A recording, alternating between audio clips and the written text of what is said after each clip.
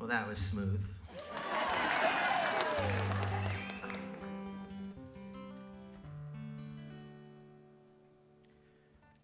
She had a soul that spoke to me. We communicated silently, as if we shared the very same space. And her face, it caught and reflected the light.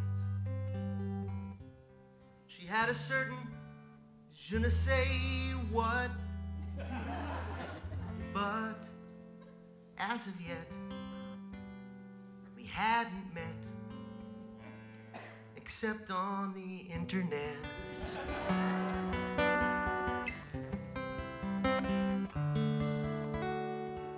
She had the finest features I had ever seen, at least through a webcam and a 12-inch screen. We talked and we typed, and quickly we did find that our, shall we say, predilections were completely of a kind. We soothed ourselves as best we could and railed against the distance. I posited that we should meet, and she offered no resistance. Kansas City seems to be equidistant geographically.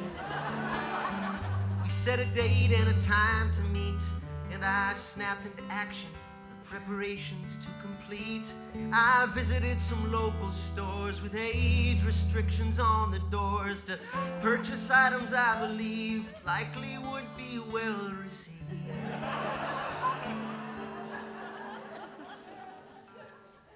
I flew to town the day before, the rendezvous with Mon Amour. I checked into the suite, it was suited for a queen. So I unpacked all my purchases and I began to set the scene.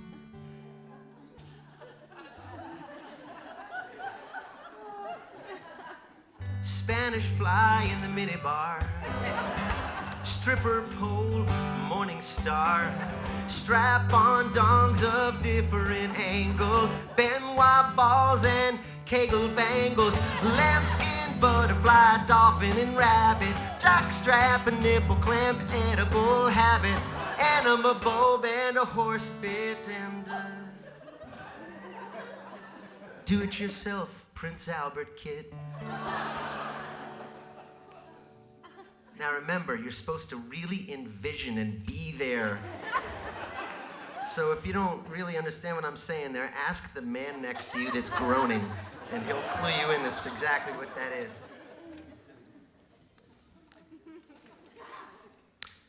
But you called her from the lobby. I uncorked the Cabernet. I closed the curtains, lit the candles, and put on Donny Hathaway. Could not have been more prepared, our liaison to begin. Softly she knocked, and I gently let her in. She took off her top.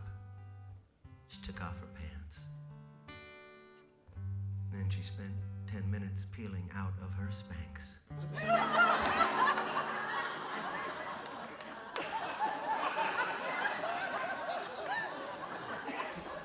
It came as quite a relief, you know, because I could finally exhale and let my belly go. I handed her a garment that I wished for her to don. She hinted at resistance, then winked and put it on. It was a G-string mounted vibrator with a small remote control. It was my fail-safe, my insurance, my ace in the hole.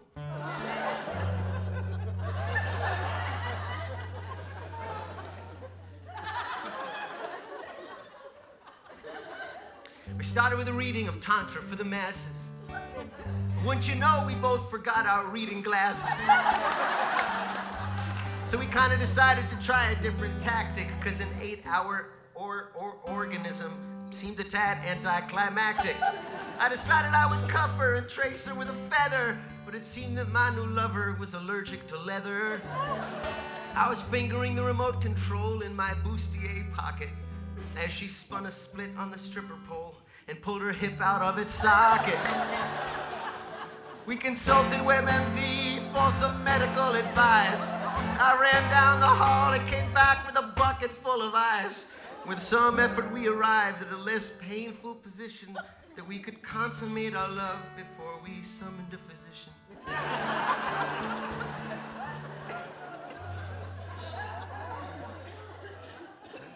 We reconnected with some caressing and some kissing. Then we began the main event, but one main thing was missing. So I rifled through my baggie of supplies and I swallowed 2 Viagra.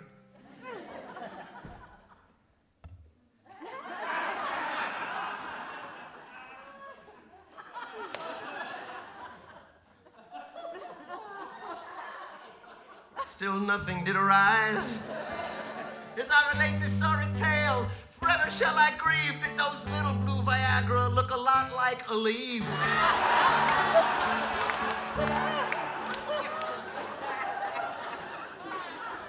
As my stereo played my favorite Donny Hathaway tracks that were so aptly named Where is the Love?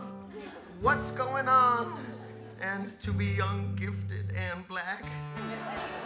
So I grabbed the remote, I pressed it desperately. Instead of turning her on, it turned on the TV.